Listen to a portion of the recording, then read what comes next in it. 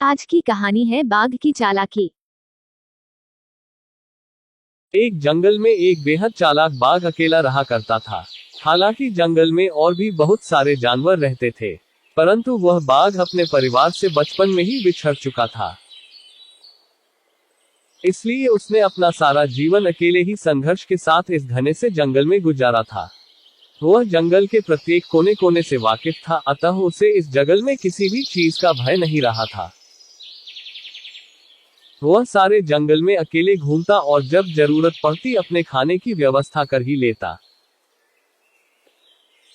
कहते हैं ना कि पारिवारिक व्यक्ति की घर की जिम्मेदारी ही उसी की जिंदगी से उस गुमराह कर देती है, क्योंकि वह हर वक्त अपने परिवार के सदस्यों के बारे में ही सोचता है।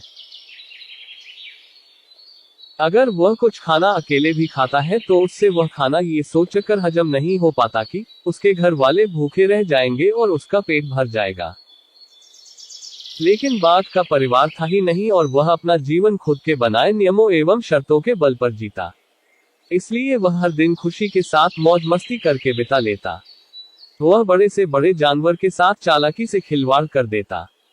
जब भी उसे अपना पेट खाली महसूस होता, वो चालाकी से जंगल में घास करने वाली जानवरों को घात लगाकर मारता और अपनी भूख शांत करता। कई बार तो किसी जानवर को उसके साथियों के सामने ही मार डालता और शिकार को दूर ले जाकर वहां अपना पेट भरता। परंतु एक दिन बाघ कुछ खराब चीजें खाने के कारण अपने स्वास्थ्य को बिगाड़ देता है और कमजोर पड़ जाता है। परंतु फिर भी वह जीने की बहुत उम्मीद रखता है। तबीयत बिगड़ने के दौरान वह एक पेड़ के नीचे कई दिनों से झाड़ियों में ही बैठा रहता है। एक दिन वहां से कुछ सुअर और उसके बच्चे भोजन की तलाश में घूमने निकलते हैं, तो सुअर की नजर एक बाघ पर पड़ती है और वह अपनी माँ को बताता है कि माँ, पेड़ के नीचे झाड़ियों में एक बाघ बैठा हुआ है, जिसका हम शिकार करके अपने रात्रि का भोजन आराम से कर सकते हैं।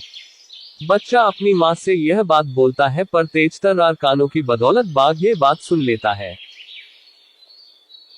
और एक मृत बाघ की भांति नखरे करते हुए कुछ क्षणों के लिए अपनी सांस रोककर सो जाता है। अब जैसे ही सुअर उसके मुंह के सामने जाकर उसकी नाक सूंघता है, तो वह उसे मरा हुआ समझता है और उसे अपने स्वास्थ्य के लिए हानिकारक समझकर वहां से चला जाता है। सीख इस प्रकार एक बाघ अपनी चालाकी के कारण सुअरों के मुंह से बच पाता है। हमें भी हमेशा मुश्किल वक्त पर अपनी बुद्धि का सही प्रयोग कर ऐसे निर्णय लेने चाहिए जिससे हम खुद की सुरक्षा कर सके। अगर आपको वीडियो पसंद आए तो लाइक करें, शेयर करें और सब्सक्राइब करें।